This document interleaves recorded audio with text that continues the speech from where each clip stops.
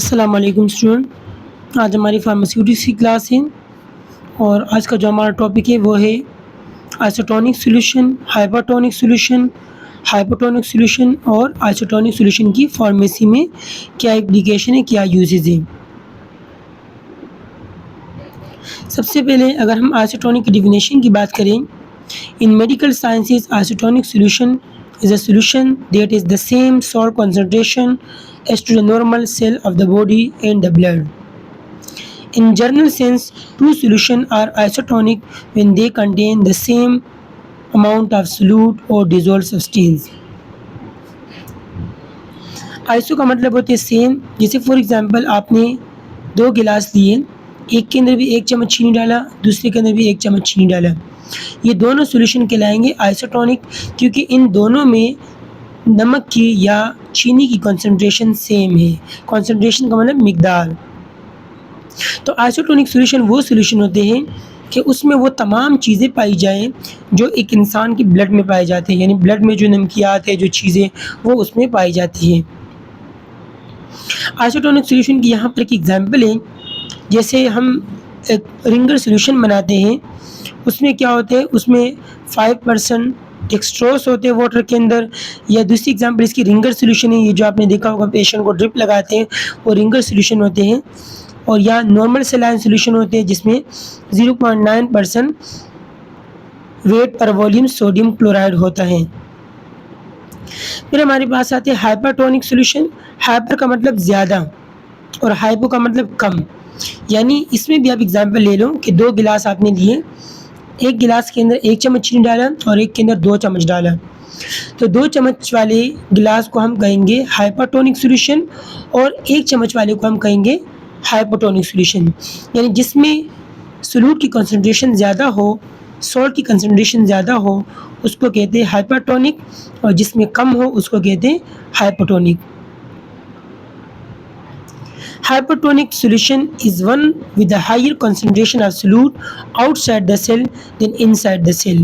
When a cell is dipped into a hypertonic solution, water moves outside from the cell in order to balance the concentration of the solution.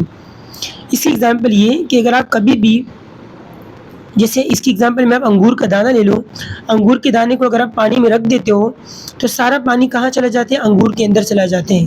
اس کی وجہ یہ کہ پانی کے اندر تو چینی نہیں ہے لیکن انگور کے اندر مٹاس ہے، تو یہ دونوں ایک دوسرے کو بیلنس کرنے کے لیے جو پانی ہوگا وہ انگور کے اندر چلا جائے گا تاکہ دونوں کی جو کنسنٹریشن ہے وہ سیم ہو جائے۔ اسی طریقے سے hypotonic solution has lower concentration of solute outside the cell than inside, اس میں اندر کنسنٹریشن کم ہوگی اور باہر زیادہ ہوگی۔ when a cell is dipped into the hypertonic solution, water will move into the cell to balance the concentration of solute inside and outside the cell.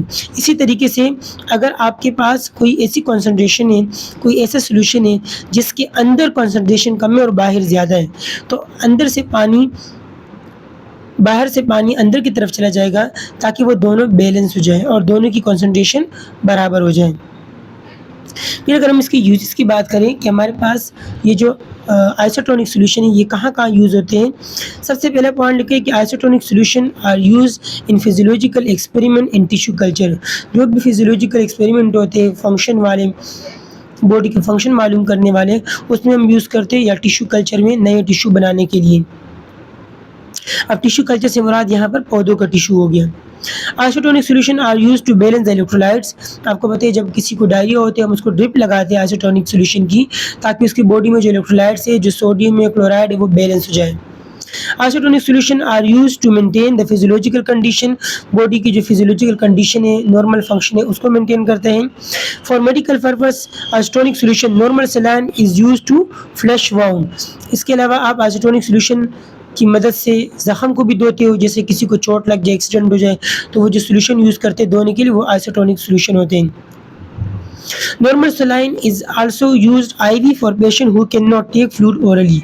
جو patient, جیسے ہم لوگوں کو او آر ایس دیتے ہیں لیکن پیشنٹ او آر ایس نہیں پی رہے اور اس کو الٹی آ رہی بار بار، تو پھر ہم اس کو ڈرپ لگاتے اور ڈرپ کے ذریعے اس کو فلوئڈ انفیوز کرتے اس کی باڈی کے اندر.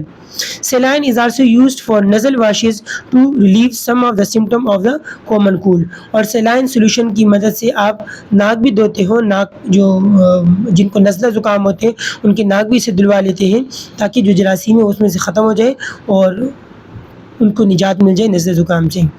تو یہ ہمارا آج کا ٹاپک تھا. اس سے ریلیٹڈ کوئی بھی کویشچن تو آپ لوگ پوچھ سکتے ہو. اوکے اسٹوڈنٹ، اللہ حافظ.